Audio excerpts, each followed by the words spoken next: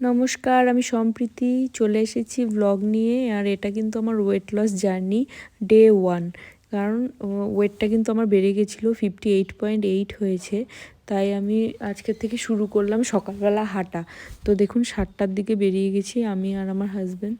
তো হাঁটতে বেরিয়ে গেছি। কোনো দিনই আমি সকালবেলা উঠতাম না, আর এখন অভ্যাসটা করছি, আরও সকালে উঠতে হবে। তো শীতকাল জন্য 7টার দিকে এখনও সূর্য ওঠেনি, তো হাঁটা যাচ্ছিল। তো 45 মিনিট মতো হেঁটে আমি কিন্তু বাড়ি চলে এসেছি।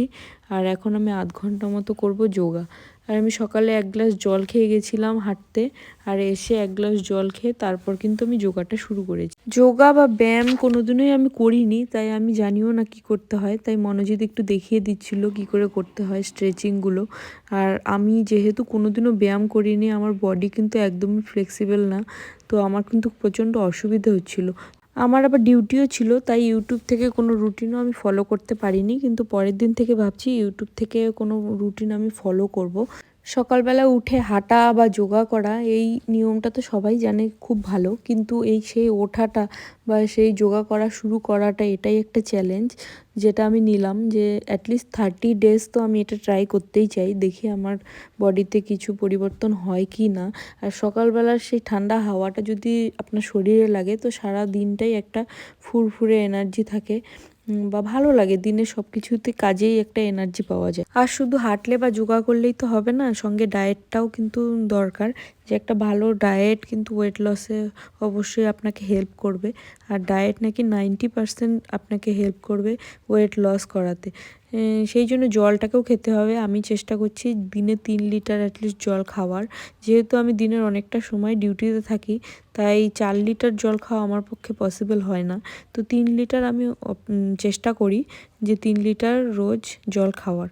যোগা, হাঁটা, এগুলো তো সব ভালো অভ্যাস। আর একটা ভালো অভ্যাস হচ্ছে সকালবেলা স্নান করা।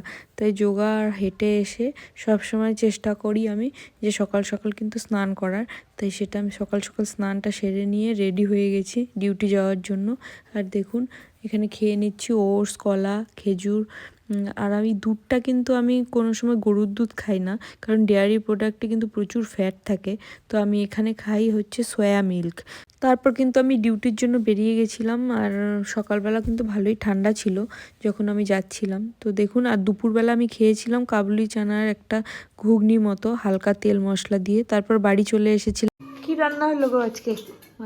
ডাল, ডাল, আলু সিদ্ধ, বেগুন ভাজা, উচ্ছে ভাজা, চিংড়ি মাছ ভাজা, তারপরে হচ্ছে মুড়ি ঘন্ট, ডাঁটা শাক, মাছের ঝোল। বাবা, এত কিছু! ছোট ঠিক মাছের আছে, ঝোল। আমি ফ্রেশ হয়ে এখন খাবো।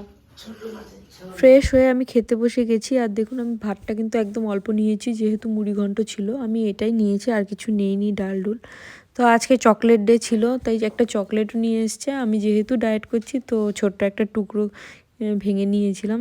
তারপর সন্ধ্যের দিকে বাবা, আমি, মা সবাই মিলে বসে বসে কিন্তু গল্প করছিলাম।